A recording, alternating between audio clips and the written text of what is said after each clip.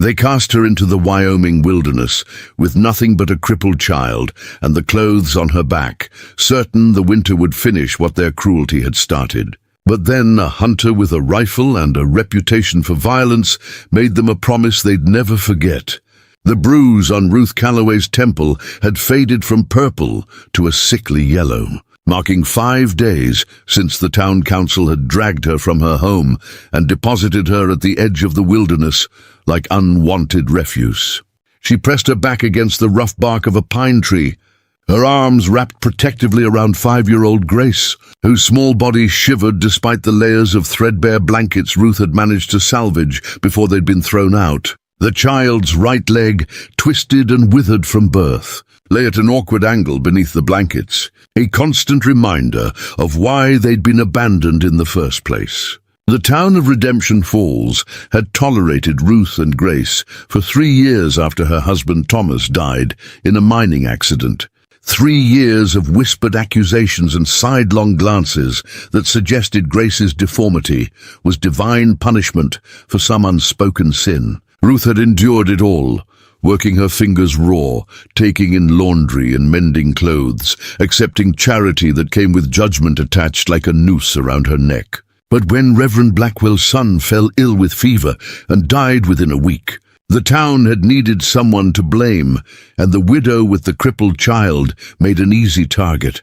Pastor Blackwell himself had led the mob to her door, his face twisted with grief that had curdled into something darker and more dangerous. He'd called Grace a curse, an abomination, evidence of Ruth's wickedness made flesh. The other townspeople had nodded along, their fear of disease and death finding convenient outlet in a helpless child who couldn't run away. They'd given Ruth an hour to gather what she could carry, then escorted her and Grace past the town limits, with stern warnings never to return. If they came back, Blackwell had promised, they'd be hanged as witches, and Grace would be left in the woods, to die as God clearly intended. That had been 5 days ago. And Ruth was running out of options as quickly as she was running out of hope.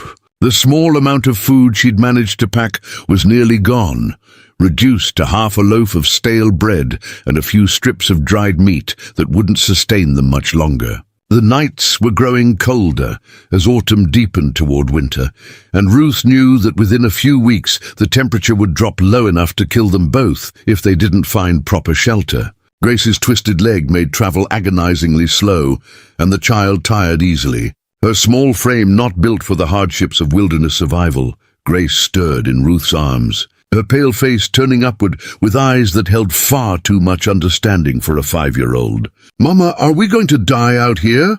The question was asked with the matter-of-fact tone that children use when discussing things they don't fully comprehend. But Ruth felt each word like a knife blade between her ribs. "No, sweetheart," Ruth whispered, though the lie tasted bitter on her tongue. "We're going to be fine, I promise." She smoothed Grace's tangled blonde hair back from her forehead, marveling at how much the child resembled Thomas, with his gentle eyes and stubborn chin. Grace had inherited her father's kindness too, never complaining about the pain in her leg or the hunger in her belly, always trying to smile even when Ruth could see the fear lurking behind her expression. "I'm sorry I'm broken, Mama," Grace said softly, her small hand reaching up to touch Ruth's cheek. "If I could walk right, they wouldn't have made us leave. It's my fault we're out here." The words shattered something deep in Ruth's chest, and she had to blink back tears that threatened to spill over. "Grace Calloway, you listen to me," Ruth said, her voice fierce despite its trembling. "You are not broken. You are not cursed, and none of this is your fault, do you understand? Those people in town are the ones who are broken in their hearts and their minds. Your leg doesn't make you less precious or less loved. You're my daughter, and you're perfect exactly as you are." She pulled Grace closer, breathing in the sweet scent of her hair and trying not to think about how much weight the child had already lost. The sound of a branch snapping nearby made Ruth freeze, her heart suddenly hammering against her ribs. She'd heard wolves howling in the distance the past 2 nights, and she knew that a woman and child alone in the wilderness were easy prey for predators both animal and human. Her hand instinctively moved to the small knife tucked into her boot, the only weapon she possessed. knowing it would be practically useless against anything larger than a rabbit. A figure emerged from the trees, moving with the silent grace of someone who'd spent years learning to walk without making a sound. Ruth's breath caught in her throat as she took in the man's appearance. He was tall and lean, with the hard-muscled build of someone who lived rough, dressed in worn buckskin and canvas that had seen better years, but was scrupulously clean and well-maintained. His face was weathered by sun and wind, with sharp cheekbones, and a jaw covered in several days' worth of dark stubble. But it was his eyes that made Ruth's blood run cold. They were pale grey like winter ice, holding an expression that suggested he'd seen too much violence and wasn't particularly troubled by the prospect of seeing more. The man stopped about 20 feet away, his hand resting casually on the rifle slung across his back, and studied Ruth and Grace with an intensity that made Ruth want to shrink further into the tree. When he finally spoke, his voice was rough from disuse, like someone who spent more time alone than in conversation. "You're a long way from anywhere, ma'am. Not much out here except wolves and weather, neither of which are particularly friendly to women and children." It wasn't a question, just a statement of fact delivered without inflection. Ruth tightened her hold on Grace, trying to make her voice steady despite the fear clawing at her throat. "We're managing just fine, thank you. We don't need any help." The defiance in her tone was undercut by the obvious desperation of their situation. Huddled under a tree with barely any supplies, and a child who clearly needed more care than the wilderness could provide.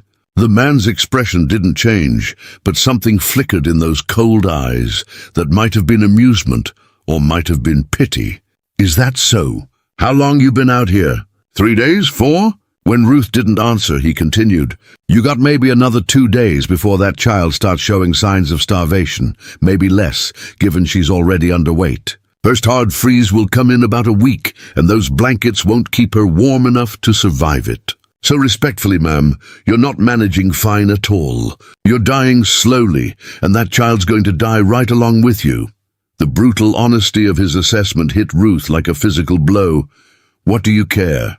Ruth shot back, her voice breaking slightly. "You don't know us. You don't know what we've been through. For all I know, you're worse than what we're running from." She pulled Grace even closer, the child's small body trembling against hers. The man's gaze shifted to Grace, and for the first time, his expression softened almost imperceptibly. "What's your name, little one?" His voice lost some of its roughness when addressing the child, taking on a gentler quality that seemed at odds with his dangerous appearance. Grace looked up at Ruth for permission before answering in a whisper. "Grace, sir." "Grace Calloway." She paused, then added with the heartbreaking honesty of a child. "I can't walk right. My leg doesn't work proper. That's why Mom and I had to leave town. They said I was cursed." Her voice dropped even lower. "They said God made me broken because Mama did something bad, but Mama says that's not true." Tears welled up in her eyes. "I wish I knew which one was right."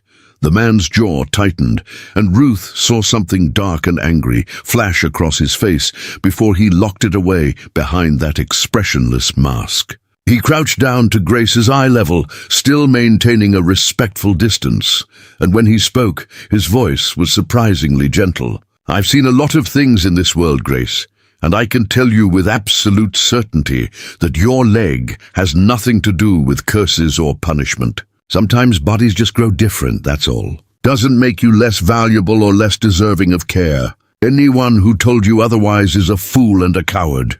He glanced at Ruth. "And anyone who would throw a woman and child out into the wilderness to die is something considerably worse than that." Ruth felt tears prick her eyes at the unexpected defense of her daughter from this dangerous stranger. "Who are you?" she asked, her voice barely above a whisper. "Name's Kane Wilder," the man replied, straightening to his full height. "I'm a tracker and hunter, work mostly alone, live up in the mountains about 8 miles north of here. I was tracking an elk when I saw your fire smoke yesterday. Been watching to make sure you weren't trouble before approaching." He paused, seeming to consider his words carefully. "Look, I'm not going to pretend I'm some kind of good Samaritan. I'm not.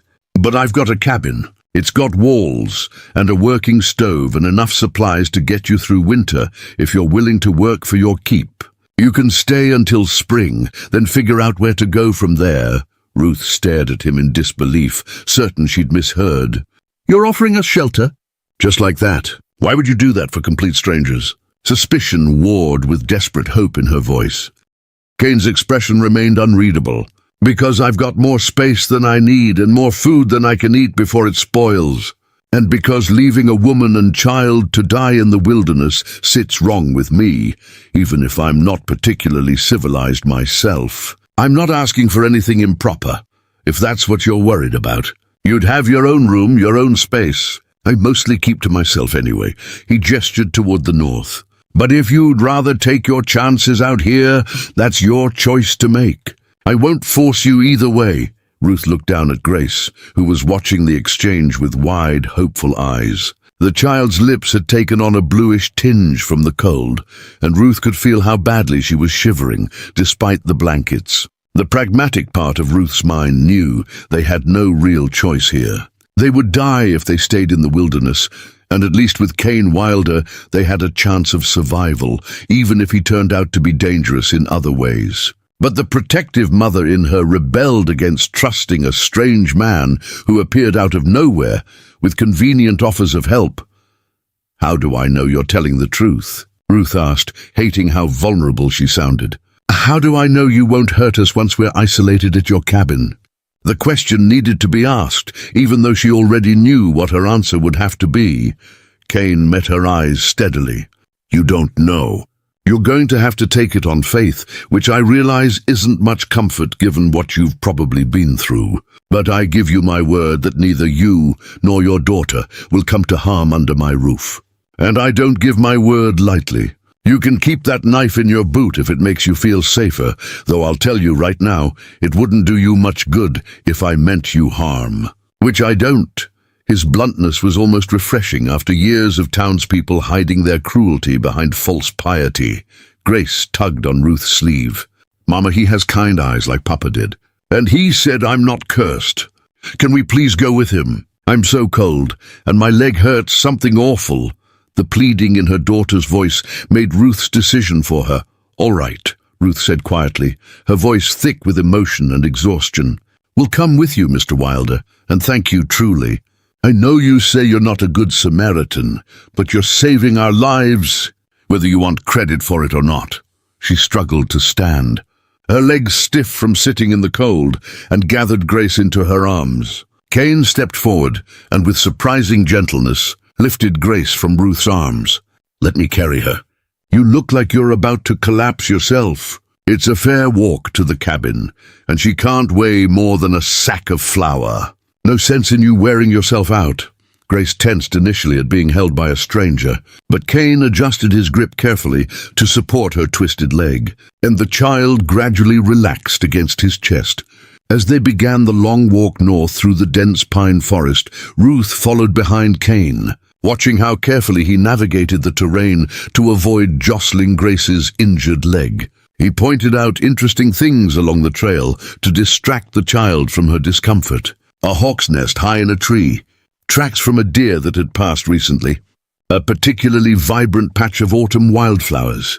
Grace responded with shy questions that Kane answered with more patience than Ruth would have expected from such a hardened-looking man. "Mr. Wilder," Grace asked at one point, "why do you live all alone in the mountains? Don't you get lonely?" The innocent question seemed to catch Kane off guard. He was quiet for a long moment before answering. "Sometimes I do get lonely, I suppose. But people can be cruel, Grace. Crueler than any wild animal I've ever encountered. I got tired of dealing with that cruelty, so I chose solitude instead. Animals don't judge you or cast you out for being different. They're honest about what they are and what they want." His voice held a bitter edge that spoke of personal experience with the kind of cruelty he described. "That's sad," Grace said simply. "I think you seem nice, even if you try to act scary. Your eyes are nice when you forget to make them mean." The child's observation made Kane's step falter slightly, and Ruth saw his jaw work as if he were struggling with some strong emotion. "You're a perceptive little thing, aren't you? Kane said finally, a hint of warmth creeping into his voice. "Your mama's done a good job raising you, teaching you to see past appearances." He glanced back at Ruth. Not many children would have that kind of insight. Ruth felt a flush of pride mixed with sorrow. Grace has always been special in all the ways that matter. It's just taken the rest of the world longer to see it. Her voice hardened. And some people never will. They're too busy seeing what they want to see, finding convenient scapegoats for their own fears and failures. They walked in companionable silence for a while. The only sounds the crunch of pine needles under their feet and the occasional bird call from the surrounding forest. Ruth found herself studying Kane's back, noting the confident way he moved through the wilderness as if it were his natural habitat. The careful attention he paid to Grace's comfort. The rifle he carried with practiced ease that suggested he knew exactly how to use it. He was a dangerous man, that much was clear. But perhaps dangerous in a way that could protect rather than threaten. As the sun began its descent toward the western horizon, painting the sky in shades of orange and deep red, they finally emerged into a small clearing. Kane's cabin sat nestled against a rocky outcropping, built with obvious skill from hewn logs and river stone, with a sturdy roof and real glass windows that caught the fading light. Smoke rose from the chimney, suggesting a fire had been banked before Kane left on his hunting expedition. It was modest but well-maintained, the kind of structure that spoke of a man who took pride in his work and planned for the long term. "Welcome to my home," Kane said simply, carrying Grace up the 3 wooden steps to the covered porch. "It's not much, but it's warm and dry and safe, which is more than most folks can say out here." He pushed open the heavy wooden door and stepped inside, Ruth following close behind. The interior was surprisingly cozy, dominated by a large stone fireplace that radiated residual warmth even from banked coals. The main room served as living area and kitchen, with a solid wooden table, several chairs, and shelves lined with supplies and equipment. Ruth could see 2 doors leading off the main room, presumably to bedrooms or storage. Everything was meticulously organized and clean, suggesting Kane was a man who valued order and efficiency. Kane set Grace down gently in a chair near the fireplace and immediately set about building up the fire, adding logs until flames leaped and crackled, throwing heat that made Ruth realize just how cold she'd been. "That door there," he said, gesturing to the left, "leads to a bedroom. It's yours and Grace's for as long as you need it. I sleep in the other room. There's a lock on your door if it makes you feel safer, and I won't take offense if you use it." His tone was matter-of-fact, addressing the unspoken concern directly. Ruth moved to the bedroom door and peered inside, finding a space that, while small, contained a real bed with what looked like clean blankets, a washstand with a mirror, and even a small chest for storing belongings. It was more luxury than she and Grace had known in years, certainly more than the cramped room they'd rented in Redemption Falls. Tears threatened again, but Ruth blinked them back, refusing to break down now when Grace was watching.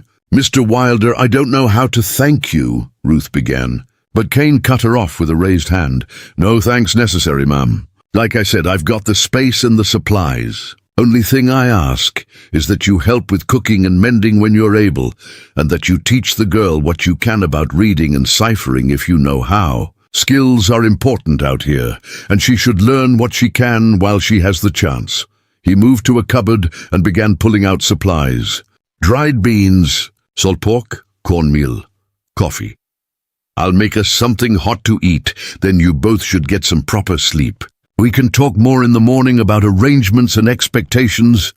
As Kane worked at the stove with practiced efficiency, Ruth settled Grace on the bed in their new room, helping her daughter out of her dirty clothes and into the only clean shift they had left. Grace's twisted leg looked even more pronounced in the firelight, the withered muscles and bent bones a stark contrast to her healthy left leg. Ruth massaged the leg gently, something she did every night to ease the chronic pain Grace rarely complained about. "Mama, do you think Mr. Wilder really meant what he said? About me not being cursed?" Grace's voice was small and hopeful, breaking Ruth's heart all over again. "I think he meant every word, sweetheart. And I think he's right. You're not cursed, you're blessed. Blessed with a strong spirit and a kind heart, and more courage than most grown men I've known. Your leg is just a leg. It doesn't define who you are or what you're worth." Ruth kissed her daughter's forehead. "Now rest. We're safe here. I can feel it." As Grace drifted towards sleep, exhaustion finally overcoming hunger and fear, Ruth returned to the main room where Cain was ladling stew into wooden bowls. He handed her one without comment, and they ate in silence, broken only by the crackle of the fire and the wind outside the cabin walls. It was the first hot meal Ruth had eaten in days, and she had to force herself not to eat too quickly and make herself sick. "Thank you," Ruth said finally, setting down her empty bowl. "For everything.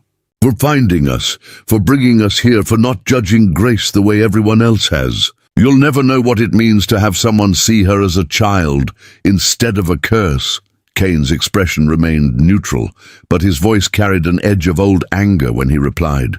"People fear what they don't understand, and they're quickest to turn on those who can't defend themselves. It's cowardice dressed up as righteousness, and it makes me sick. Your daughter's not the problem, never has been. The problem is a town full of people so desperate to feel superior that they'll destroy an innocent child to do it."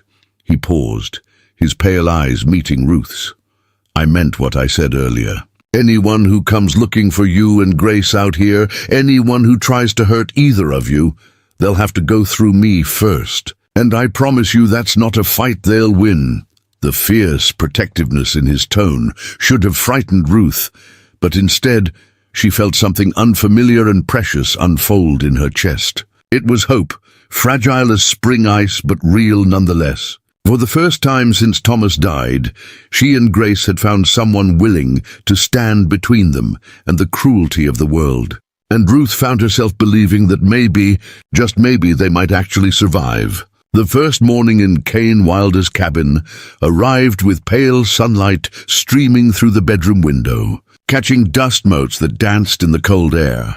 Ruth woke with a start, momentarily disoriented by the unfamiliar surroundings before memory crashed back. The soft bed beneath her, the warm blankets, the locked door between her and a strange man who'd offered salvation when death seemed certain. Grace still slept beside her, breathing easier than she had in weeks, her small face peaceful in a way Ruth hadn't seen since before the exile. Ruth slipped from the bed carefully to avoid waking her daughter and moved to the window. Outside, the world was covered in a thin layer of frost that turned the clearing into something almost magical. Cain was already up. She could see him chopping wood near a shed she hadn't noticed the night before, his breath forming clouds in the frigid air. Each swing of the axe was precise and economical, the movements of someone who'd performed this task thousands of times. He'd removed his jacket despite the cold, and Ruth could see the play of muscles beneath his worn shirt as he worked. She turned away from the window, feeling oddly guilty for watching him, and began the careful process of getting dressed in yesterday's filthy clothes. Everything she and Grace owned needed washing desperately, but Ruth had no idea what the protocol was here. Could she ask to use Cain's soap and water? Would he expect her to fetch it herself from wherever the source was? The uncertainty of her position gnawed at her. She was a guest but also somehow indebted, saved but also vulnerable, grateful but also cautious. Grace stirred and opened her eyes, blinking in the bright morning light. "Mama, is this real?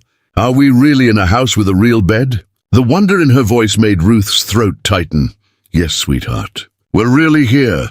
We're safe." Ruth moved to help Grace sit up, automatically reaching for the twisted leg to begin the morning massage that helped ease the stiffness. Grace winced but didn't cry out, long accustomed to the daily ritual of pain management. "My leg hurts less today," Grace observed, her small fingers tracing the pattern on the quilt. "Maybe it's because the bed is softer than the ground. Or maybe Mr. Wilder's house has magic that makes hurts go away." The child's logic was pure and hopeful in a way that broke Ruth's heart. A soft knock on the door made them both freeze. Cain's voice came through the wood, respectful and careful. Mrs. Calloway, I've got water heating for washing up, and I'm making breakfast. No rush, but thought you'd want to know. His footsteps retreated before Ruth could respond, giving them privacy without requiring acknowledgement. Ruth helped Grace dress and then cautiously unlocked the door. The main room smelled of coffee and frying bacon, scents so domestic and normal, they seemed almost surreal after days in the wilderness. Kane stood at the stove, his back to them, and Ruth noticed he'd put his jacket back on, perhaps sensing it would make her more comfortable. "Morning," Kane said without turning around. "There's a basin of warm water on the table there if you want to wash up. Clean cloth beside it. I've got some shirts that might work as dresses for the girl if you tear them down, and my late mother's things are in a trunk in the storage room. You're welcome to whatever fits and whatever you can make use of." He finally turned, his pale eyes carefully avoiding direct contact. "I know it's not much, but it's better than what you've got." Ruth felt tears threaten again at the casual generosity. "Mr. Wilder, you've already done so much. We can't possibly take your mother's things. They're just sitting in a trunk, gathering dust and moth holes," Kane interrupted, his tone matter-of-fact. "My mother died 7 years ago, and I've been meaning to do something with her belongings, but never got around to it. Better they get used by someone who needs them than rot away in storage. She'd have wanted it that way. She was practical about such things." He turned back to the stove. "Now wash up before the water gets cold, and then we'll eat." The meal was simple but filling. Bacon, eggs from chickens Ruth hadn't known Kane kept, and thick slices of bread toasted over the fire. Grace ate with an appetite Ruth hadn't seen in months, and color was already returning to her pale cheeks. Kane ate quickly and efficiently, his attention seemingly focused on his plate. But Ruth noticed how he watched Grace from the corner of his eye, making sure the child had enough, silently pushing the plate of bacon closer when she hesitated to take more. "Mr. Wilder," Ruth began, setting down her fork, "we need to discuss expectations and arrangements. You've been incredibly kind, but I need to know what you require from us. What work you expect, what our responsibilities are, how long we can stay." The uncertainty was eating at her, and she needed concrete answers. Kane took a long drink of coffee before responding. "Fair questions. Here's how I see it. You and Grace can stay as long as you need to. Through winter, certainly, and into spring if you haven't figured out where to go next. In exchange, I'd appreciate help with cooking and mending, keeping the cabin clean, that sort of thing. I'm not much for domestic work, and I'll admit the place has gotten rougher than it should be." He glanced at Grace. "The girl should learn her letters and numbers if she doesn't know them already. I've got some books, nothing fancy, but enough to teach reading and basic ciphering."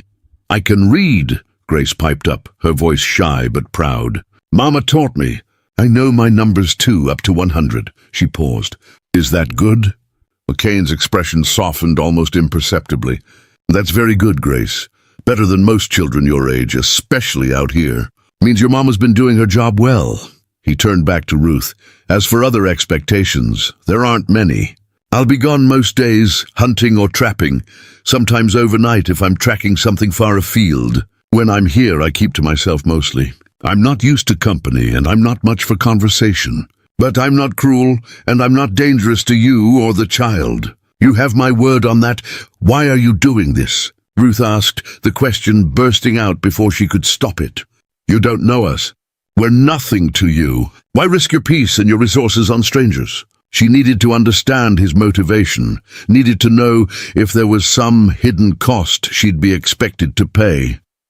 "Before we jump back in, tell us where you're tuning in from, and if this story touches you, make sure you're subscribed, because tomorrow I've saved something extra special for you." Kane was quiet for a long moment, his jaw working as if he were chewing on words he didn't want to say. When he finally spoke, his voice was rougher than usual. "I had a daughter once, long time ago. She was born different too, not like Grace, but different in ways that made people cruel. Her spine was twisted and she couldn't stand up straight. Made her look hunched over like an old woman in a child's body." He stared into his coffee cup as if seeing something in the dark liquid.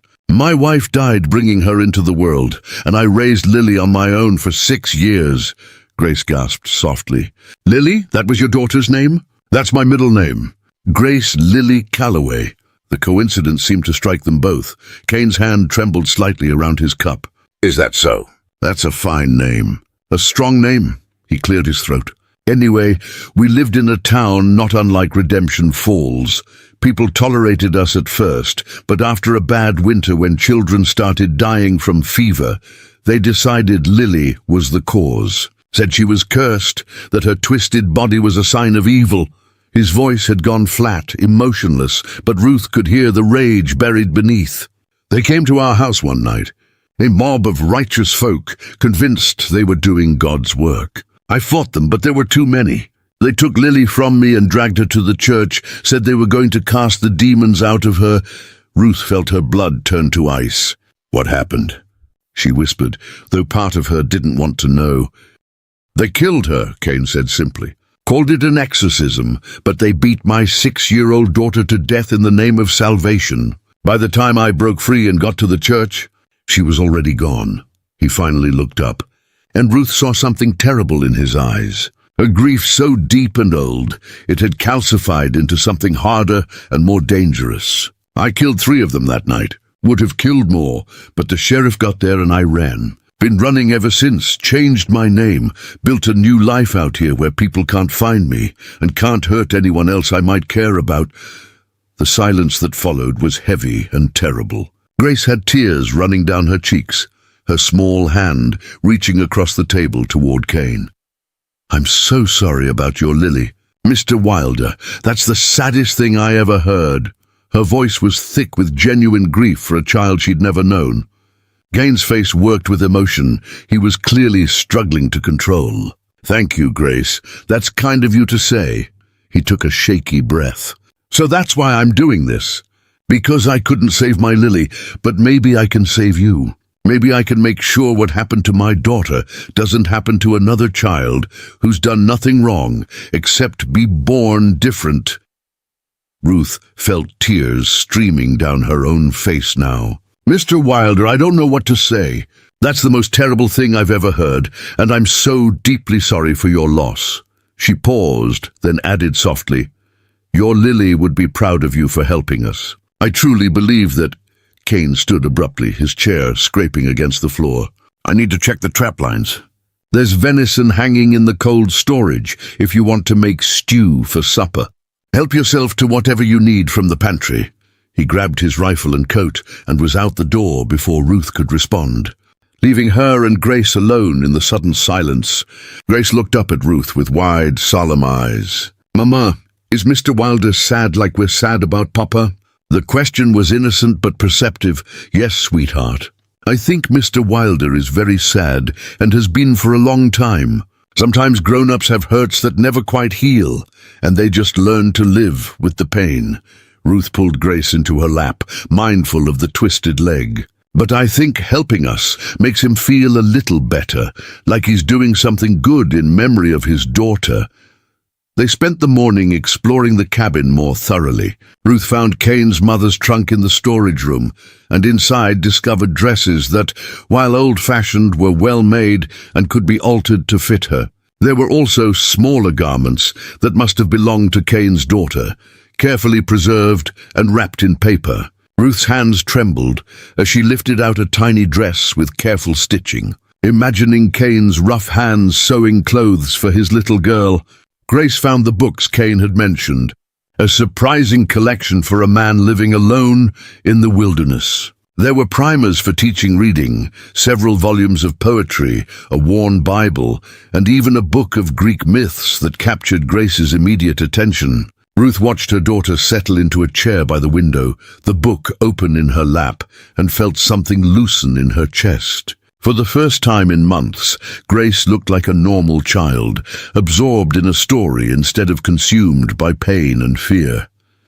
Ruth set about cleaning the cabin with a fervor born of gratitude and nervous energy. Kane had been right that the place needed attention. Dust covered every surface, cobwebs hung in corners, and the floor was gritty with tracked-in dirt. But beneath the neglect was a solid, well-built home with good bones and careful craftsmanship.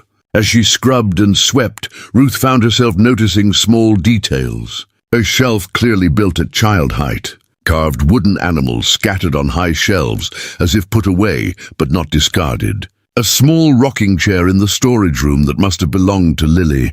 By the time Kane returned in the late afternoon, the cabin had been transformed. The windows sparkled, the floors were clean, and the smell of venison stew filled the air.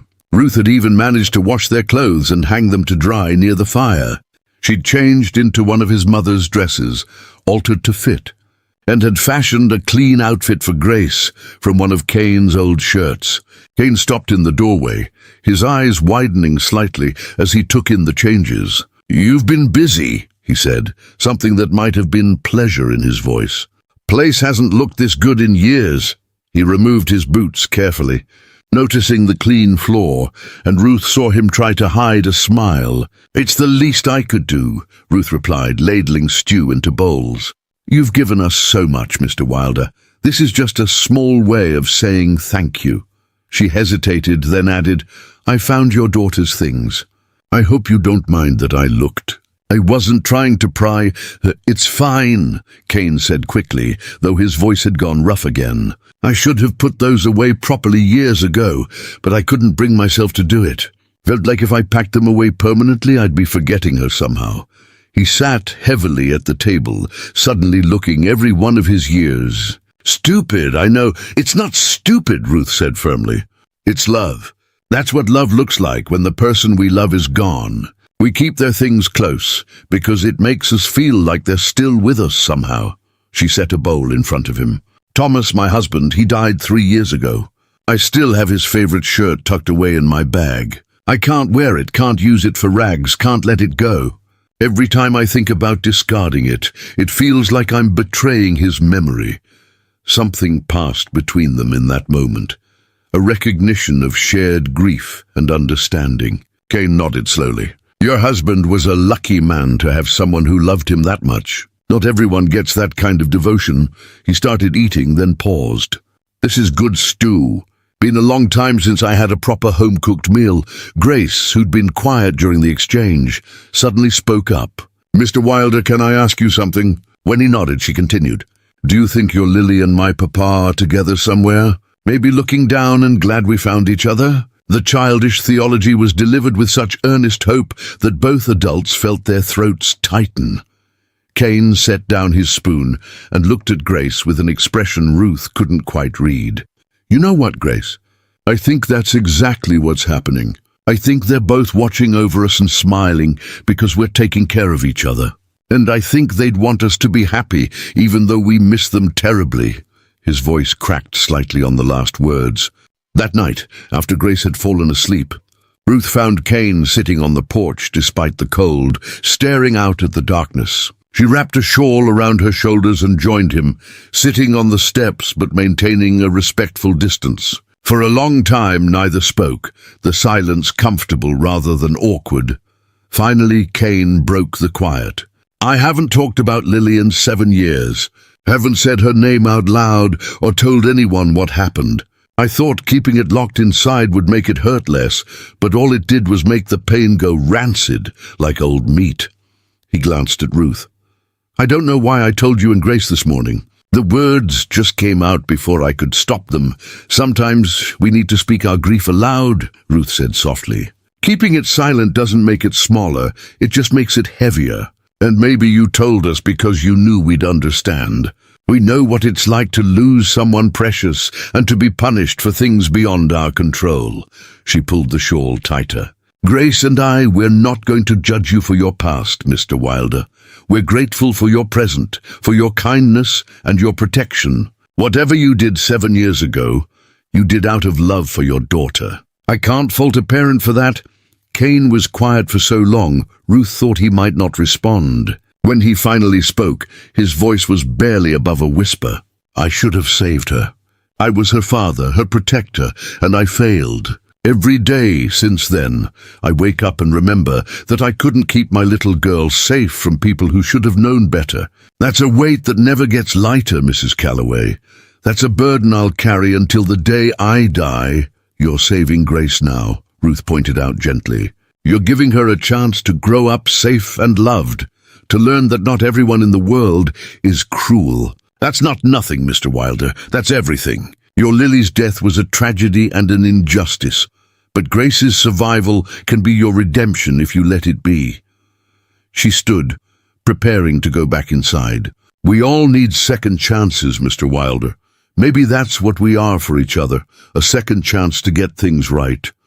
As Ruth returned to the warmth of the cabin and checked on her sleeping daughter, she heard Kane's voice drift through the still night air, so quiet she almost missed it. Thank you, Mrs. Calloway, for understanding, for not being afraid of me, despite what I am. The vulnerability in those words made Ruth's eyes burn with unshed tears. She paused in the doorway and called back softly, "You're not a monster, Mr. Wilder.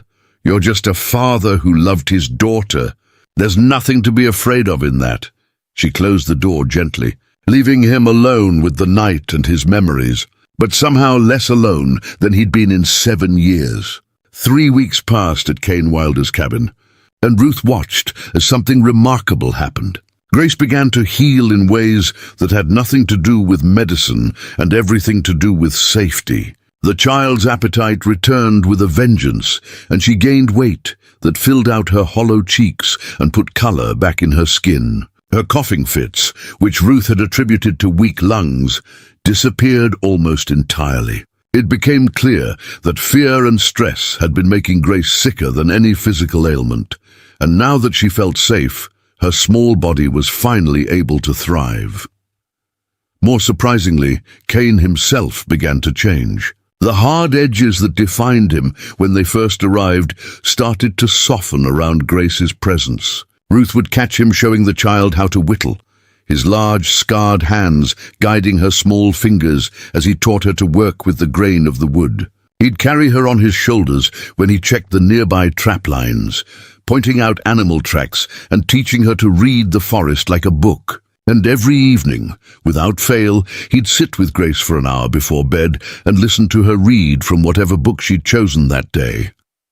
Ruth found herself settling into routines that felt dangerously close to domesticity. She'd wake before dawn to start coffee and prepare breakfast. Kane would return from his morning chores, and they'd eat together while Grace chatted about her plans for the day. Then Kane would disappear into the wilderness to hunt or check his trap lines, and Ruth would tackle the endless work of maintaining a frontier household. Washing, mending, cooking, preserving meat, churning butter from the cream of Kane's 3 cows. The work was hard, but satisfying in ways her life in Redemption Falls had never been. One afternoon, Ruth was outside beating dust from a rug when she heard Grace's delighted laughter coming from the barn. Curious, she set down her work and followed the sound. Inside the dim structure, she found Kane kneeling in the straw while Grace sat atop a massive draft horse, her twisted leg dangling at an awkward angle, but her face alight with pure joy. "Mama, look! I'm riding! I'm actually on a horse!" Grace's excitement was infectious, and Ruth felt her heart swell with happiness, even as worry gnawed at her. "Mr. Wilder, is this safe? What if she falls?" Ruth's protective instincts warred with her desire to let Grace experience this moment of normalcy. Kane kept one large hand firmly on Grace's back, steadying her. "I've got her, Mrs. Calloway. Old Brutus here is the gentlest creature on 4 legs. Wouldn't hurt a fly, and he's steady as a rock. Besides, Grace needs to learn she can do things other children do, just maybe a little differently." He looked up at Ruth with those pale grey eyes. "Your girl's got courage, ma'am. Be ashamed to let fear keep her from discovering what she's capable of." Ruth watched as Kane led the massive horse around the barn in a slow circle. Grace clutching the mane with both hands and grinning so wide her face seemed split in 2. The child's twisted leg might prevent her from running or dancing, but up on that horse she was just a little girl having an adventure. Ruth felt tears prick her eyes at the gift Kane was giving her daughter, this moment of pure, uncomplicated happiness. "Can we do this again tomorrow?" Grace asked breathlessly when Kane finally lifted her down.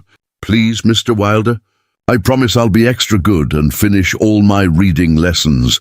Don't see why not, Cain replied, carefully setting Grace on her feet and making sure she had her balance before letting go. But your mama has final say. It's her job to decide what's safe for you, not mine. He glanced at Ruth and she saw the question in his eyes. Ruth took a deep breath and nodded. Yes, you can ride again tomorrow. But you have to promise me you'll be careful and listen to everything Mr. Wilder tells you. She moved forward and cupped Grace's face in her hands. Your papa would have loved to see you on a horse, sweetheart. He always said you had the heart of an adventurer. Grace threw her arms around Ruth's waist, her small body trembling with excitement. This is the best day ever, Mama. Even better than my birthday last year when you made me that special cake. I wish we could stay here forever and ever. The innocent statement hung in the air, heavy with implications that Ruth wasn't ready to examine. That evening, after Grace had finally exhausted herself and fallen asleep, Ruth found herself unable to settle. She'd put on one of the dresses she'd altered from Cain's mother's trunk, a deep blue cotton that fit her better than anything she'd owned in years. She'd even taken time to wash and braid her hair properly, something she'd been too tired and defeated to manage during their exile. Now she sat at the table mending one of Cain's shirts by lamplight, her needle moving with practiced efficiency. Cain sat across from her, cleaning his rifle with the same methodical care he brought to all his tasks. The silence between them was comfortable, punctuated only by the crackle of the fire and the occasional clink of metal on metal as he worked. Ruth found herself studying him when she thought he wasn't paying attention, noticing details she'd missed in those first desperate days. The way his hands, rough and scarred as they were, moved with surprising delicacy when handling his weapons or tools. The small scar above his left eyebrow that suggested an old wound. The grey threading through his dark hair at the temples, making him look distinguished rather than old. You're staring. Mrs. Calloway, Cain said without looking up from his work. But there was amusement in his voice rather than accusation. Ruth felt heat rise in her cheeks. I apologize, Mr. Wilder. I was just thinking how different you are from what I expected when we first met. You seem so dangerous and cold, but you've been nothing but kind to us. She set down her mending. I suppose I'm trying to reconcile the man who killed 3 people with the man who teaches my daughter to whittle and lets her ride his horse. Cain's hands stilled on the rifle. Those 2 men aren't different, Mrs. Calloway. They're the same person. I'm capable of great violence when something I care about is threatened, and I'm capable of great gentleness when it's warranted. Most people are if they're honest about it. The trick is knowing which response fits which situation. He finally looked up, his pale eyes meeting hers directly. Does it frighten you knowing what I've done? Ruth considered the question carefully. It should frighten me, I suppose. A proper lady would be terrified of a man with your history. But I keep thinking about why you did what you did, and I can't find it in myself to condemn you for it. If someone hurt Grace the way those people hurt your Lily, I'd want to kill them too. I'd probably try, even knowing I'd fail. She picked up her mending again, needing something to do with her hands. So no, Mr. Wilder, you don't frighten me. You make me feel safer than I've felt since Thomas died. Something shifted in the air between them, a subtle change in the atmosphere that made Ruth's pulse quicken. Cain set down his rifle carefully and leaned back in his chair, his gaze never leaving her face. You know, people would talk if they knew about this arrangement. A widow and a single man living under the same roof without being married. They'd assume the worst and say terrible things. People already said terrible things about me and Grace, Ruth replied, surprised by the edge in her own voice. They called my daughter cursed and cast us out to die. I'm done caring what small-minded people think about my choices. She met his eyes boldly. Besides, you and I both know there's nothing improper happening here. We're 2 people helping each other survive, nothing more. Is that what we're doing? Cain asked quietly. Just surviving. The question held layers of meaning that Ruth wasn't sure she was ready to explore. Before she could answer, a sound outside made them both freeze. It was subtle, just the snap of a twig that could have been an animal or might have been something more concerning. Kane was on his feet instantly, his hand moving to the rifle with practiced speed. He gestured for Ruth to stay silent, then moved to the window with the fluid grace of a predator. "Someone's out there," he whispered, his voice gone cold and hard in a way Ruth hadn't heard since that first day. More than one person, moving through the trees, trying to be quiet. He checked his rifle's load, then moved to a cabinet and pulled out a revolver that he handed to Ruth. "Do you know how to use this?" Ruth took the weapon with trembling hands. "Thomas taught me the basics, but I'm not a good shot." Fear was crawling up her spine like ice water. "Do you think it's people from Redemption Falls? Do you think they've come looking for us?" Don't know yet, but I'm going to find out. Lock yourself and Grace in the bedroom. If anyone comes through that door who isn't me, you shoot them without hesitation. Aim for the chest, it's the biggest target. Don't try to wound them. Don't try to scare them off. Just shoot to kill. Understand?" Kane's tone left no room for argument. Ruth nodded mutely, her mouth too dry for words. She hurried to the bedroom where Grace still slept peacefully, unaware of the danger creeping toward them through the darkness. Ruth locked the door and positioned herself between her daughter and the only entrance, the heavy revolver clutched in both hands. Through the door she could hear Kane moving with barely a sound, preparing to face whatever threat lurked outside. The front door opened and closed with barely a whisper. Then silence. Terrible, stretching silence that felt like it lasted hours, but was probably only minutes. Ruth's heart hammered so hard she was certain it would wake Grace. Every creak of the cabin settling, every whisper of wind against the walls made her jump. The revolver grew slick with sweat in her palms. A soft knock on the bedroom door made her gasp. "Mrs. Calloway, it's me. You can open up." Kane's voice was steady, but Ruth detected an undercurrent of anger beneath the calm. Ruth fumbled with the lock and yanked open the door. Kane stood there, his rifle in one hand and a struggling figure gripped by the collar in the other. Ruth's blood turned to ice when she recognized the captive. It was Billy Morrison, one of the young men from Redemption Falls who'd been part of the mob that exiled them. "Found him trying to get a look through the window," Kane said, his voice deadly quiet. "And I'm betting he's not alone." "Are you, boy?" He gave Billy a shake that rattled the young man's teeth. Billy's face was pale with terror, his eyes wide as he stared at Kane. "There's 3 more of us camped about a mile south. We were just supposed to scout to see if the widow and her brat had died yet, like the Reverend said they would. We weren't going to do nothing, I swear." The words tumbled out in a rush. Kane's expression went even colder. "The Reverend sent you. Reverend Blackwell from Redemption Falls." It wasn't a question. When Billy nodded frantically, Kane's jaw tightened until Ruth could see the muscle jumping. "And what exactly were you supposed to report back? Whether Mrs. Calloway and her daughter had frozen or starved? Were you hoping to find bodies to drag back as proof of God's judgment?" Billy was crying now, tears and snot running down his face. "Please don't kill me.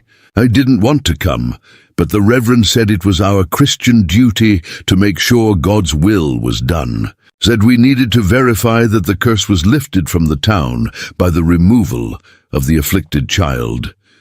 Ruth felt rage explode in her chest, white-hot and blinding. She stepped forward before she could think better of it and slapped Billy across the face with all the strength she possessed.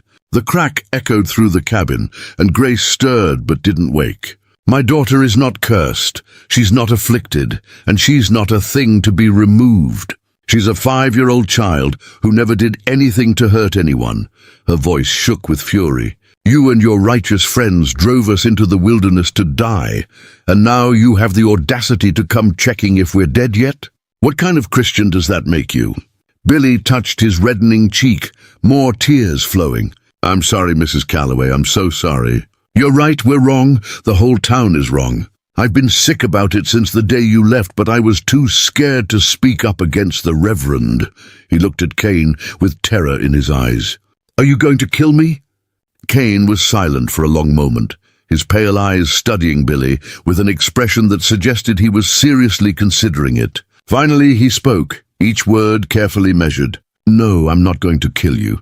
But here's what you are going to do. You're going to go back to your friends and tell them exactly what you found here. You're going to tell them that Ruth Calloway and her daughter Grace are alive and well under my protection. You're going to tell them my name is Kane Wilder, and you're going to make sure they understand what that means." Billy's face went even whiter. "Kane Wilder? The one who killed those men in Kansas 7 years ago? The one they say is faster with a gun than anyone alive?" His voice had dropped to a whisper. "That's right," Kane confirmed, his tone flat and emotionless. "And you're going to deliver a message to Reverend Blackwell for me. You tell him that if anyone from Redemption Falls comes within 10 miles of this cabin, if anyone so much as speaks Mrs. Calloway's or Grace's name with anything but respect, I will ride into town and put a bullet between his eyes. Then I'll work my way through everyone who was part of that mob until the only people left are those with enough sense to feel shame for what they did." He leaned closer to Billy, his voice dropping to barely above a whisper. "And you tell him I don't make idle threats. He can ask around about what happened in Kansas if he wants to know what I'm capable of when someone hurts a child I care about." Billy nodded frantically. "I'll tell him. I'll tell everyone. I swear on my mother's grave I'll make sure they know to stay away." He hesitated, then added, "For what it's worth, Mrs. Calloway, I truly am sorry. What we did was wrong, and I've prayed every night for forgiveness. Seeing you alive, seeing you looking healthy and safe, it's more than I deserve to witness." "You're right," Ruth said coldly. "It is more than you deserve. Now get out of here before I change my mind and let Mr. Wilder do what he clearly wants to do." She watched as Kane released Billy, who stumbled toward the door like a drunk man. Before Billy could leave, Kane grabbed his arm one more time. "One more thing. You tell the good people of Redemption Falls that Grace Calloway is not cursed. She's blessed with more courage and kindness than the whole lot of them put together. And if I ever hear of them treating another child the way they treated her, there won't be enough left of that town to bury." He released Billy with a shove. "Now run!" Billy ran, crashing through the underbrush with all the grace of a spooked deer. They heard him shouting for his companions, heard the thunder of multiple horses retreating into the night. Only when the sound had faded completely did Ruth realize she was shaking from head to toe, the revolver still clutched in her white-knuckled grip. Kane gently took the gun from her hands and set it aside, then guided her to a chair. "It's over. They're gone and they won't be back. I made sure of that." His voice had lost its hard edge, returning to the gentle tone he used with Grace. "You're safe. Mrs. Calloway, both of you are safe." Ruth looked up at him, and suddenly she couldn't hold back the tears any longer. They came in great shaking sobs that seemed to tear themselves from her chest. All the fear and anger and relief crashed over her at once, and she found herself leaning forward until her forehead rested against Kane's chest. To her surprise, his arms came around her, strong and steady and warm, holding her while she fell apart. "I thought we'd never be free of them," Ruth gasped between sobs. "I thought they'd hunt us down and finish what they started. I thought Grace would never be safe, never be able to just be a child without fear." She clutched at Kane's shirt. "Thank you. Thank you for protecting us. Thank you for making them afraid instead of us being afraid." Kane's hand moved to her hair, stroking it with surprising tenderness. "No one's going to hurt you or Grace again, Ruth, I promise you that. I failed my daughter, but I won't fail yours. Whatever it takes, whatever I have to do, I'll keep you both safe." The use of her first name instead of the formal address sent a shiver through Ruth that had nothing to do with fear. She pulled back slightly to look up at him, and found his pale eyes looking down at her with an expression she couldn't quite name. Something warm and fierce and protective that made her breath catch. Without thinking, without planning, Ruth reached up and touched his face, her fingertips tracing the scar above his eyebrow. "You're a good man, Kane Wilder," she whispered. "No matter what you've done or what people say about you, you're good where it counts. In here." She placed her palm over his heart and felt it hammering beneath her touch. For a moment she thought he might kiss her. His head lowered slightly, his eyes dark with something that might have been desire or might have been longing. But then he stepped back, gently removing her hand from his chest, his expression shuddering closed again.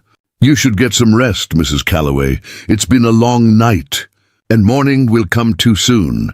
His voice was carefully neutral, giving nothing away. Ruth felt disappointment and relief in equal measure. "Yes, of course. You're right." She stood on shaky legs. "Good night, Mr. Wilder, and thank you again for everything." She retreated to the bedroom before she could do something foolish, like beg him not to pull away. As she lay in the darkness next to her sleeping daughter, Ruth pressed her fingers to her lips and wondered what was happening to her. She'd loved Thomas deeply, and he'd been gone only 3 years. But Cain Wilder was awakening feelings in her that she'd thought died with her husband. Feelings that were dangerous and complicated and entirely inappropriate given their circumstances. Yet she couldn't deny them, couldn't pretend she didn't feel her heart race when Cain looked at her, didn't notice the way her skin tingled when he accidentally touched her hand passing a plate at dinner. In the other room, Cain sat by the dying fire and stared into the embers. He'd almost kissed Ruth Calloway tonight, had wanted to with an intensity that shocked him. For 7 years, he'd been dead inside, going through the motions of living without actually feeling anything beyond a dull ache where his heart used to be. But Ruth and Grace had somehow brought him back to life, had reminded him what it felt like to care about something beyond mere survival. It was terrifying and exhilarating and completely impossible. Ruth was a widow, still mourning her husband, a woman under his protection who deserved better than a killer with a dark past and no real future. Grace was a child who needed stability and safety, not the chaos that seemed to follow Cain wherever he went. The smart thing, the right thing, would be to help them through the winter and then send them on their way come spring, to let them build a new life somewhere far from him and his violence. But even as he thought it, Cain knew he wouldn't be able to do it. Ruth and Grace had become part of him somehow, had filled spaces in his soul he hadn't realized were empty. The thought of watching them leave, of going back to his solitary existence, felt like dying all over again. And that realization scared him more than any threat from Redemption Falls ever could.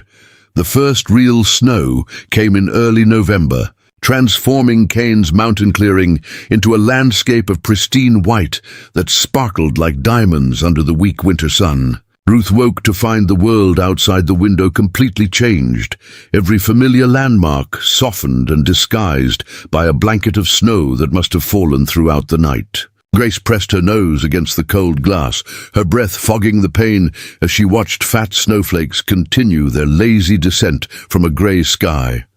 "Mama, it's so beautiful. Can I go outside and touch it, please?" Grace's excitement was palpable, and Ruth found herself nodding before she'd fully thought through the logistics of getting a child with a twisted leg through deep snow.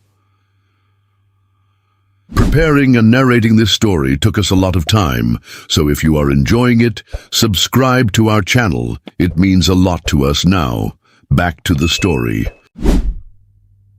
Cain emerged from his room, already dressed for the weather, his heavy coat dusted with white from what must have been an early morning trip to tend the animals. "Storm's going to get worse before it gets better. This is just the beginning." He moved to the stove and began stoking the fire, adding more wood than usual. "We're going to be snowed in for at least a week, maybe longer. Need to make sure we've got everything secured before the real heavy stuff hits." Ruth felt a flutter of anxiety in her chest. Snowed in for a week? What if something happens? What if Grace gets sick or we run out of supplies? The thought of being completely cut off from the outside world, even an outside world that had rejected them, made her nervous. "We've got plenty of supplies, enough to last us through till spring if we're careful. And Grace is healthier now than she's been since you arrived." Cain poured coffee with steady hands, seemingly unbothered by the prospect of extended isolation. "As for getting sick, I've got medical supplies and some knowledge of treating common ailments. My mother was a midwife and folk healer, taught me what she knew before she passed." He handed Ruth a steaming cup. "We'll be fine, Mrs. Calloway. Winter up here is harsh. But if you're prepared, it's manageable. After breakfast." Kane bundled Grace in layers of wool and canvas, wrapping her so thoroughly she looked like a small mobile haystack. He fashioned a kind of sled from wooden planks and rope, padding it with furs so Grace could sit comfortably despite her twisted leg. Then he pulled her around the clearing while she shrieked with laughter, her small hands catching snowflakes and her face glowing with pure joy. Ruth watched from the porch, her arms wrapped around herself against the cold, and felt something crack open in her chest. This was what childhood should look like. Not fear and pain and constant vigilance, but laughter and play and the simple pleasure of experiencing snow for the first time. Grace had never seen real snow in Redemption Falls, the town being lower in elevation and warmer. This was a gift Kane was giving her daughter, this moment of uncomplicated happiness. "Come on, Mama. Mr. Wilder says he'll pull us both," Grace called out, waving frantically. Ruth hesitated, then found herself wading through the snow toward them, her skirts dragging wet and heavy. Kane's eyes met hers, something warm and inviting in their pale depths, and she felt her resolve crumble. "I haven't played in snow since I was a girl," Ruth protested weakly, even as Kane helped her settle onto the sled beside Grace. "This is undignified for a woman my age." "Dignity is overrated," Kane replied, and there was actual humor in his voice, something Ruth had rarely heard from him. "Hold on tight." He began pulling them across the clearing, moving with surprising speed for a man dragging two people through deep snow. Grace's laughter rang out clear and bright, and Ruth found herself laughing too, the sound strange and unfamiliar in her own ears. They spent the morning playing like children, building a misshapen snowman that Grace insisted needed a face made from pieces of charcoal and a carrot nose. Kane showed them how to make snow angels, carefully positioning Grace so her twisted leg wouldn't cause her pain. He initiated a snowball fight that ended with all three of them covered in white and breathless from laughter. For a few precious hours, they weren't a widow, a crippled child, and a haunted killer. They were just three people finding joy in a winter morning. By midday, the storm had intensified significantly. The wind picked up, howling around the cabin's corners and driving snow horizontally across the clearing. Kane herded them inside and set about securing everything, checking the shutters, banking the fire, bringing in extra firewood from the covered storage. Ruth prepared a hearty stew, while Grace sat at the table, drawing pictures of their snow adventures with charcoal on scraps of paper. "Mr. Wilder, will the animals be okay in the barn?" Grace asked, her brow furrowed with concern. "Won't they be cold and scared?" The child's empathy for creatures she'd only recently met spoke to her gentle nature. "They'll be fine, Grace. The barn's tight and well insulated. And I gave them extra feed and bedding this morning. Animals are tougher than people give them credit for. They know how to hunker down and wait out a storm."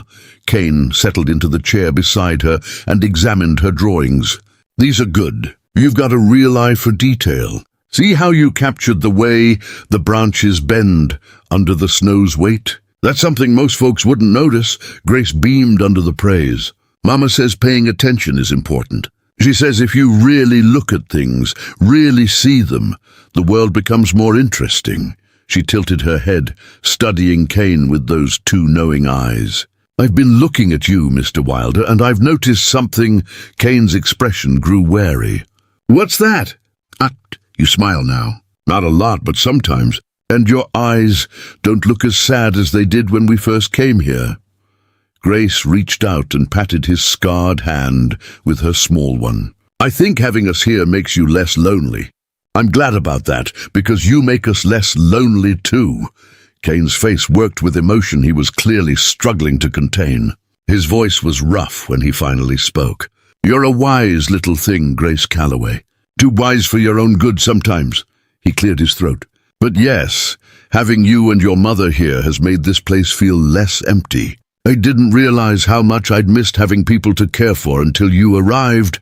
Ruth, listening from the stove, felt tears prick her eyes. She'd been so focused on what Kane was doing for them that she hadn't fully considered what they might be doing for him. He'd been living alone with his grief for 7 years, punishing himself with isolation for a tragedy that wasn't his fault. Grace and Ruth had given him a reason to come back to life, just as he'd given them a reason to hope. The storm raged for 3 days without pause. Snow piled higher than the windows, and the wind screamed like something alive and angry. They couldn't venture outside, except for brief trips to check on the animals, and even those required ropes tied between the cabin and barn to avoid getting lost in the whiteout conditions. The 3 of them were trapped in close quarters with nothing but each other for company. Ruth discovered that extended proximity to Kane Wilder was doing dangerous things to her peace of mind. She found herself noticing small details that she'd tried to ignore before. The way his hair curled slightly at the nape of his neck when it got too long. The rare smile that transformed his harsh features into something almost handsome. The gentleness in his scarred hands when he helped Grace with a difficult task. The sound of his voice reading aloud from one of his books while Grace listened with rapt attention. On the second night of the storm, Ruth woke to find Grace burning with fever. The child's forehead was hot to the touch, and she was shivering violently despite the pile of blankets. Panic seized Ruth's throat as memories of Grace's near-death illness during their exile came flooding back. She burst from the bedroom in her nightdress, propriety forgotten in her fear. "Mr. Wilder! Kane, Grace is sick. She's burning up. I don't know what to do." The words tumbled out in a rush as Ruth shook his shoulder, waking him from sleep in the chair where he'd apparently dozed off. Kane was on his feet instantly, alert, despite having been asleep moments before. He followed Ruth to the bedroom and placed his hand on Grace's forehead, his expression growing serious. "High fever, but not dangerously high yet. Could be just a cold, could be something more serious. We need to get her temperature down and keep fluids in her." He was already moving, fetching supplies from his medical kit with practiced efficiency. For the next several hours, they worked together to care for Grace. Kane showed Ruth how to make a tea from willow bark that would help reduce the fever. They took turns sponging Grace's overheated skin with cool water, changing her sweat-soaked nightgown, and coaxing her to drink, even when she was too weak to fully wake. Ruth found herself relying on Kane's calm competence, taking comfort in his steady presence. "Where did you learn all this?" Ruth asked as Kane prepared another dose of willow bark tea. "You said your mother was a healer, but you seem to know more than basic folk remedies."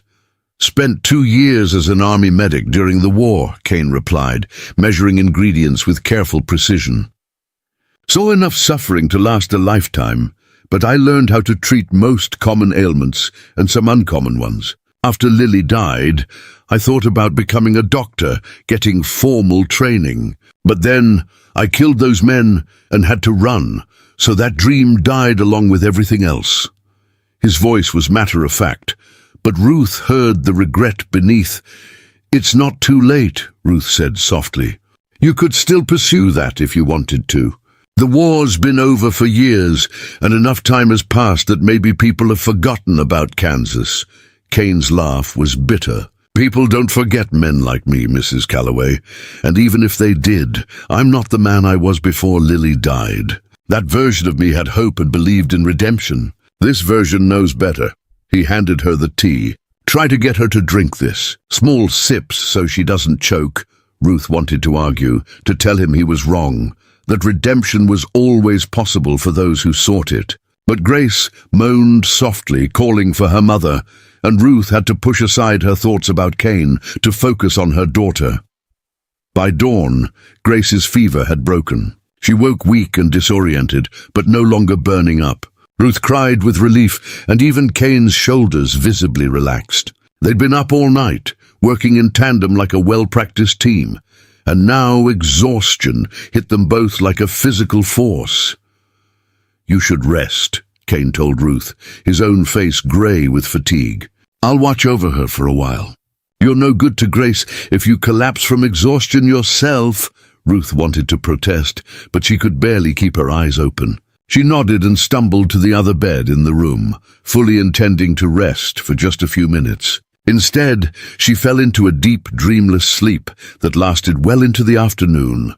When she woke, confused and groggy, she found Cain sitting beside Grace's bed. The child was sleeping peacefully now, color returning to her cheeks, breathing easy and regular.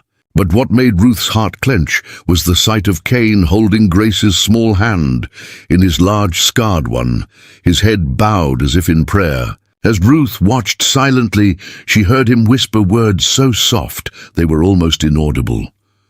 "Please don't take this one too. I know I don't deserve any favors from God or fate or whatever's out there, but this child is innocent. She deserves to grow up, to have a life. If you need to punish someone, punish me. I can take it.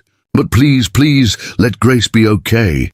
His voice cracked on the last words. Ruth felt something fundamental shift inside her chest. This man, who claimed to be incapable of redemption, who believed himself beyond hope, was praying for her daughter's life with the desperate faith of someone who'd lost everything and couldn't bear to lose again. In that moment, Ruth realized with startling clarity that she was falling in love with Cain Wilder.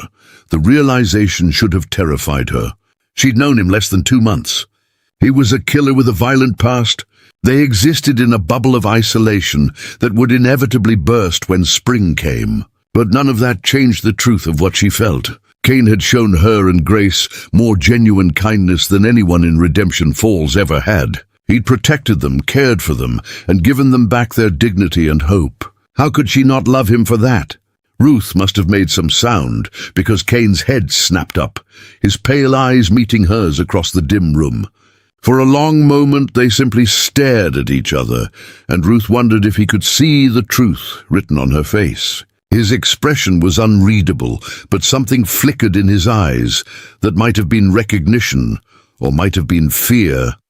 "She's going to be fine," Cain said finally, his voice carefully neutral. "Fever's gone, breathing's clear. Just needs rest and proper food for a few days." He stood, gently laying Grace's hand back on the blanket. "I should check on the animals. Storm's finally passed, and they'll be needing fresh water and feed." He was gone before Ruth could respond, leaving her alone with her sleeping daughter and her newly acknowledged feelings. She rose and moved to the window, watching as Cain waded through snow that came up to his thighs, making his way to the barn with determined strides. Even from this distance, she could see the tension in his shoulders, the way he moved like a man fleeing something he couldn't name. Grace stirred and opened her eyes, focusing slowly on Ruth's face. "Mama, I had bad dreams. But Mr. Wilder was there, and he held my hand, and the dreams got better." Her voice was weak but clear. "He was talking to someone, but I couldn't see who. Was it God? Do you think God listens to people like Mr. Wilder and me?" Ruth sat on the edge of the bed and smoothed Grace's tangled hair. "I think God listens to everyone, sweetheart. Especially to people like you and Mr. Wilder who've suffered through no fault of your own." She kissed Grace's forehead. "How do you feel?" "Tired and hungry, but not sick anymore." Grace's eyes drifted toward the window where Cain's figure was visible, returning from the barn. "Mama, can I ask you something? Do you think Mr. Wilder loves us? Not like family loves, because we're not his family, but loves us anyway in his own way?" The question was so perceptive, it took Ruth's breath away. "I think he does, Grace. I think he loves us as much as a man like him knows how to love. He's been hurt so badly that love is scary for him now. But yes, I believe he loves us." "Good," Grace said simply, "because I love him too. He's not Papa, and he'll never be Papa, but he's special in a different way. He makes me feel safe and important, like I matter even though my leg is wrong." She yawned hugely. "If we have to stay here forever because of the snow, I wouldn't mind. This is the happiest I've been since Papa died." Ruth felt tears slip down her cheeks as she held her daughter close. Grace had articulated exactly what Ruth had been feeling, but couldn't quite name. This cabin, this isolation, this dangerous man with the gentle hands had become home in a way Redemption Falls never had. They'd found something precious here, something worth protecting and fighting for. That evening, after Grace had eaten a small meal and fallen back into healing sleep, Ruth found Cain on the porch, staring out at the snow-covered landscape.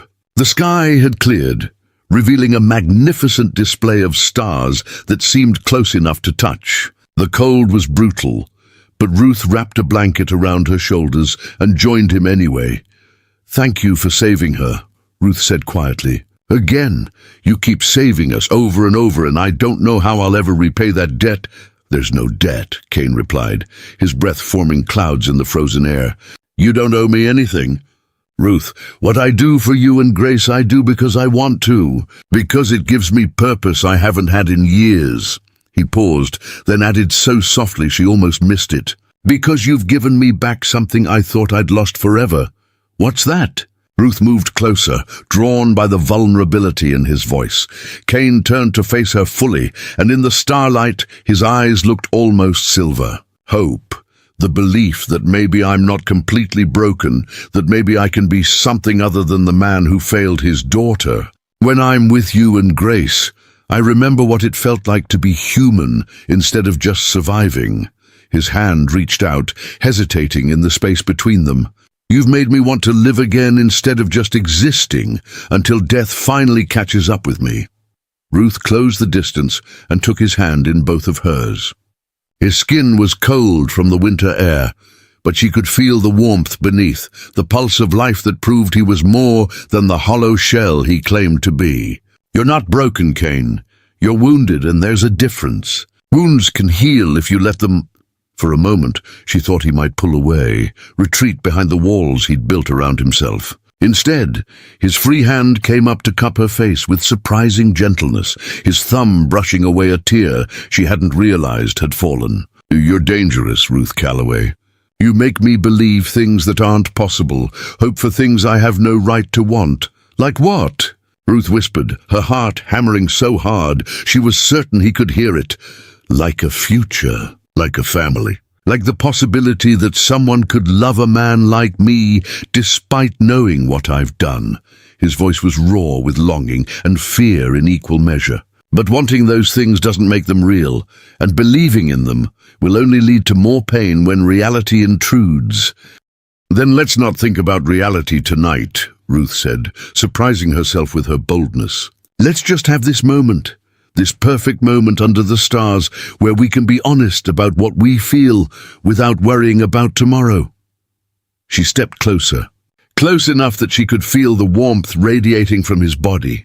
"I care about you, Kane Wilder, more than I should, more than is wise, more than I ever thought I'd care about anyone again after Thomas died." Kane's control finally broke. He pulled her against him and kissed her with a desperation that spoke of years of loneliness and longing, finally finding release. Ruth kissed him back just as fiercely, her hands fisting in his shirt, all the proper widow's restraint burning away in the heat of mutual need. When they finally broke apart, both breathing hard, Kane rested his forehead against hers. "This changes everything," he said, his voice shaking. "Once we cross this line, there's no going back to what we were before." "I don't want to go back," Ruth replied firmly.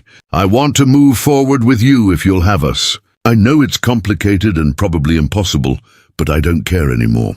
Grace and I have been given a second chance at life, and I want to spend it with the man who made that possible." Kane pulled back enough to meet her eyes, searching her face for any sign of doubt or hesitation. Whatever he saw there must have satisfied him, because he kissed her again, slower this time, tender and full of promise. When he finally spoke, his voice held wonder and fear in equal measure. "I don't know how to do this, Ruth. I don't know how to be what you and Grace need. But God help me. I want to try." Winter deepened its grip on the mountains, and with it came a transformation that none of them had anticipated. The kiss on the porch had opened a door that couldn't be closed, and in the weeks that followed, Ruth and Kane moved cautiously towards something that felt dangerously like a real family. They were careful around Grace, maintaining appropriate boundaries in front of the child, but stolen moments became precious currency.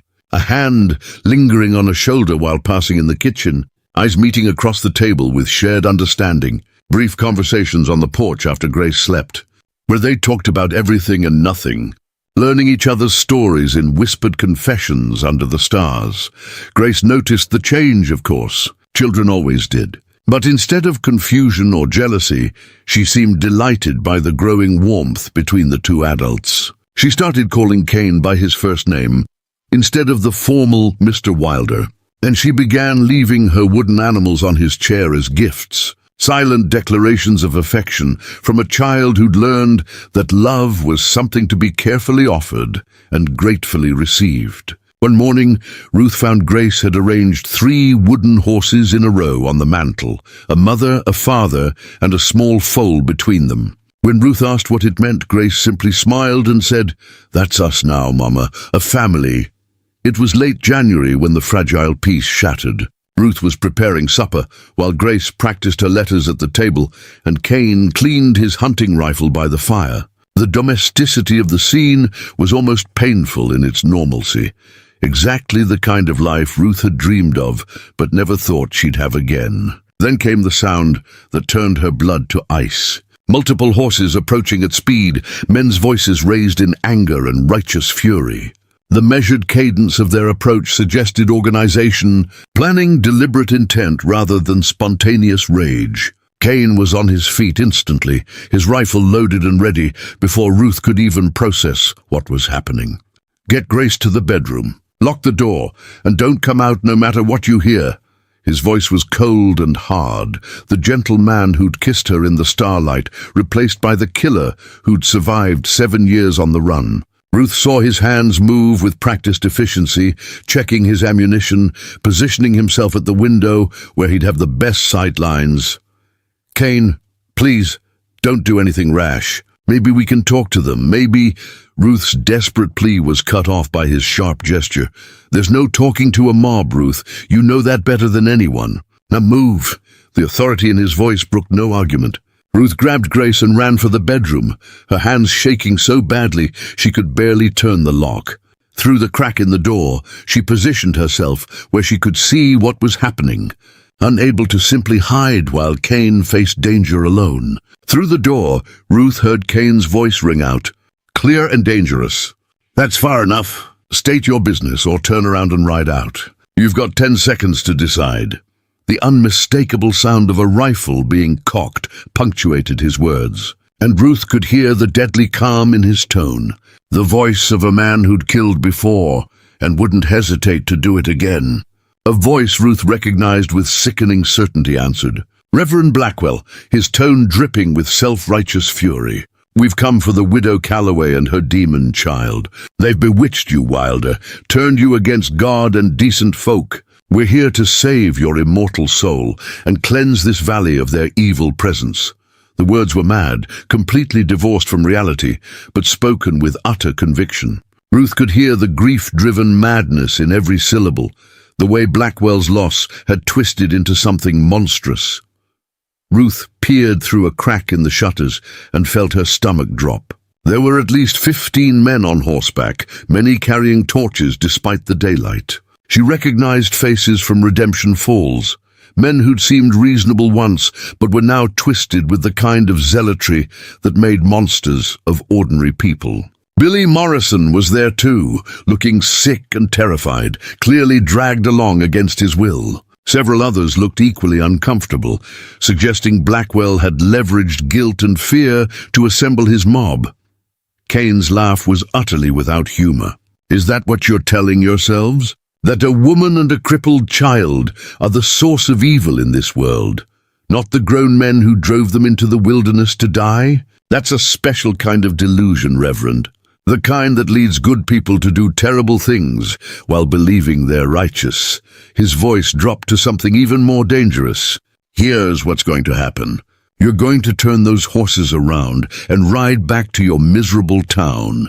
Because if any of you ever come near Ruth or Grace Calloway again, I will hunt down every single man who was part of your mob, and I will make sure you die slowly."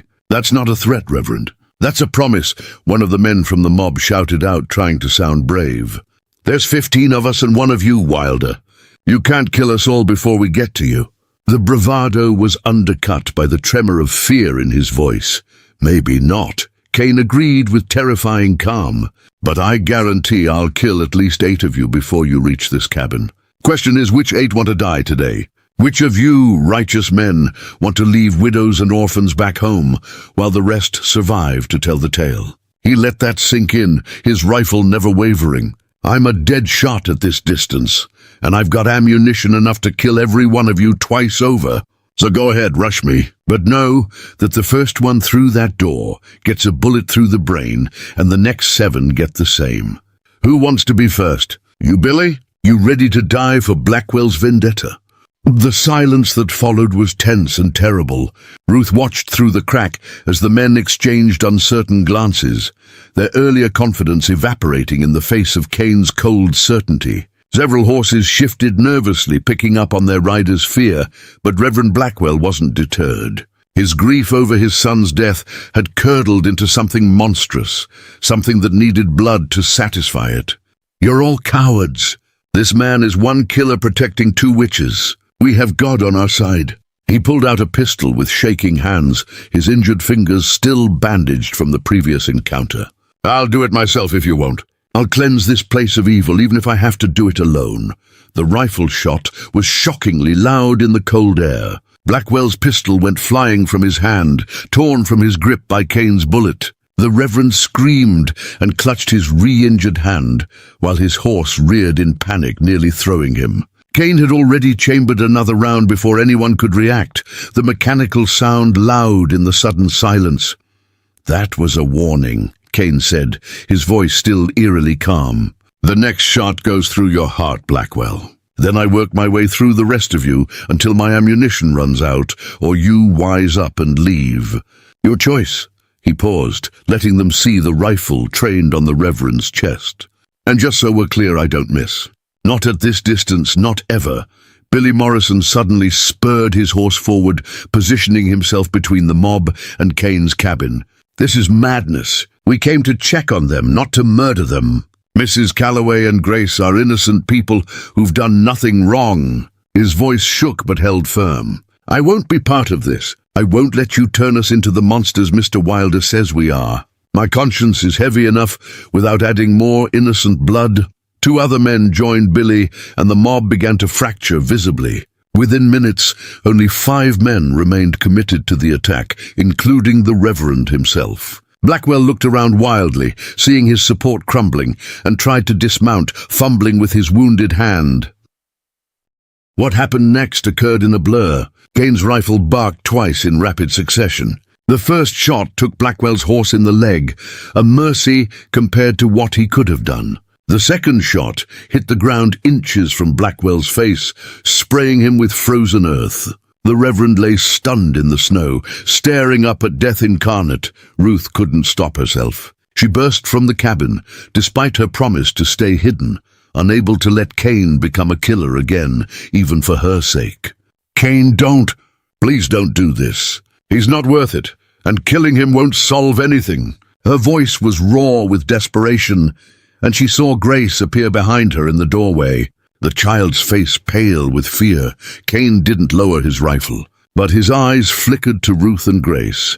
He came here to kill you both, to burn you alive. He deserves to die for that. Despite the words, Ruth heard the conflict, the war between vengeance and redemption playing out in real time. Grace limped forward, her twisted leg making each step painful but determined. Please don't kill him, Kane. I know he's bad and he wants to hurt us. But you're not a killer anymore. You're the man who teaches me to read and lets me ride your horse and makes Mama smile again. Don't let him take that away from us. Please. Something cracked in Kane's expression, and Ruth saw tears streak down his weathered face. His hands trembled on the rifle. Then slowly, painfully, he lowered the weapon. Get him out of here, he said to Billy and the others, his voice thick with emotion. Get him out of here before I change my mind, and take this message back to Redemption Falls.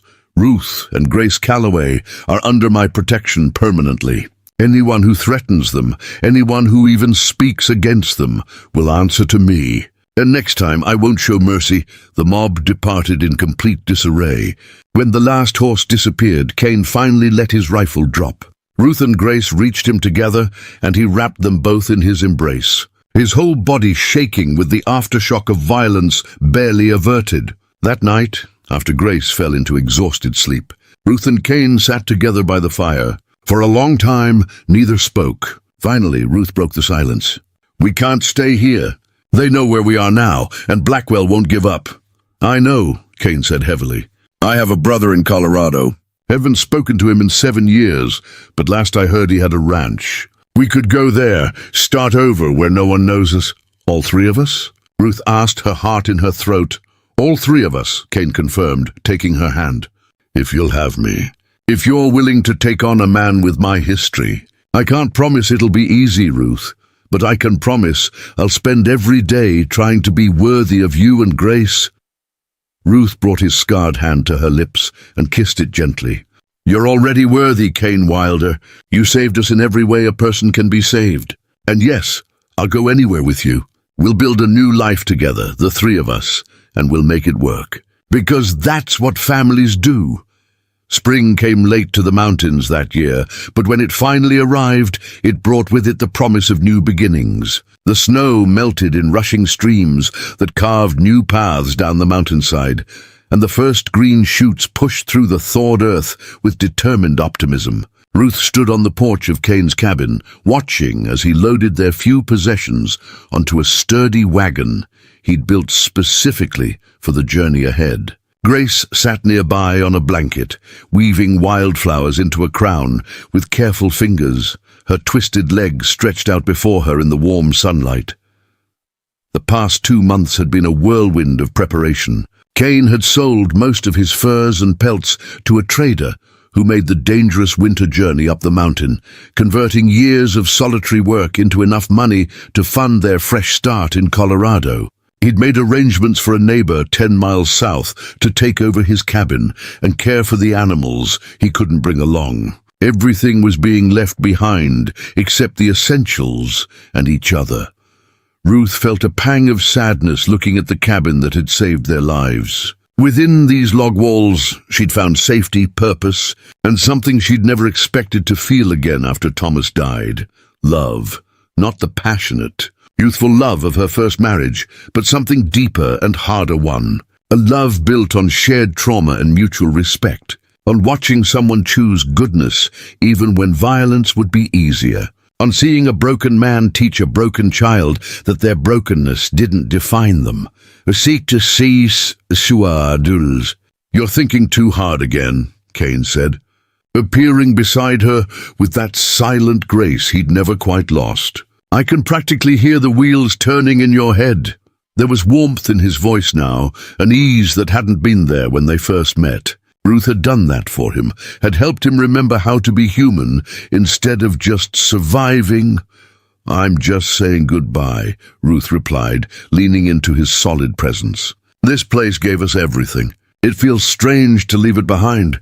She turned to look up at him, studying the face she'd come to know so well. The sharp angles had softened slightly with regular meals and genuine smiles. The grey eyes that had seemed so cold now held warmth when they looked at her and Grace. "We're not leaving it behind," Cain corrected gently. "We're taking it with us. Everything that happened here, everything we became to each other, that travels with us wherever we go." He pulled a small wooden box from his pocket and pressed it into her hands. "Besides, I wanted you to have this before we left. Feels right to do it here where everything changed." Ruth opened the box with trembling fingers and gasped. Inside lay a simple gold band, clearly old but polished to a shine. "Cain, is this—" She couldn't finish the question, her throat too tight with emotion. "It was my mother's," Cain said, his voice rough. "Only thing of hers I kept besides her clothes. I know we can't get properly married until we reach Colorado, until we're somewhere no one knows our history.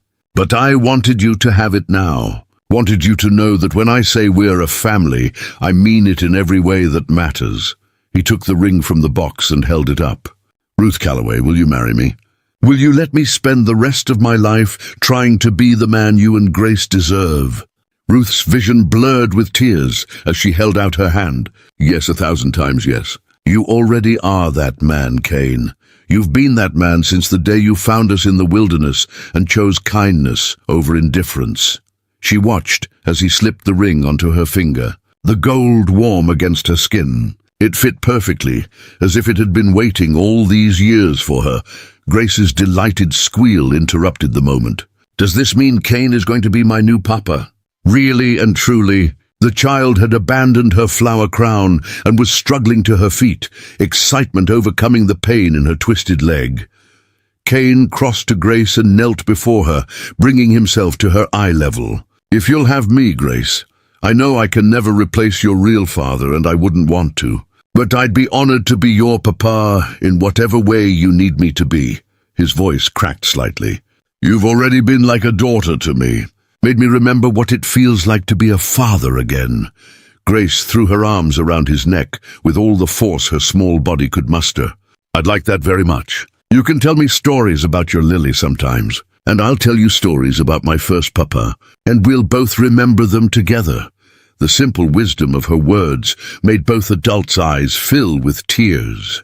They left the next morning at first light, the wagon creaking under the weight of their belongings and supplies for the long journey. Kane had plotted a route that would take them through less traveled passes, avoiding towns where questions might be asked or memories might linger.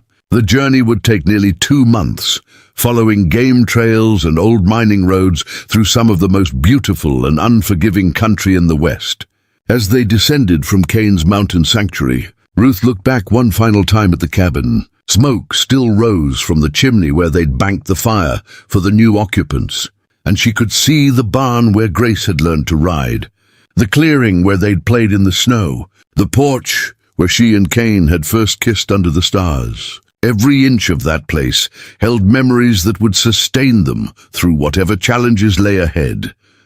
The journey itself became an adventure that Grace would talk about for years to come. They camped under vast western skies where stars seemed close enough to touch. Kane taught them both to fish in crystal-clear streams and to read the landscape for signs of weather and wildlife. Grace's leg grew stronger with the daily travel, and her spirit soared with each new wonder they encountered. A herd of wild mustangs thundering across a valley. The first glimpse of genuine mountains.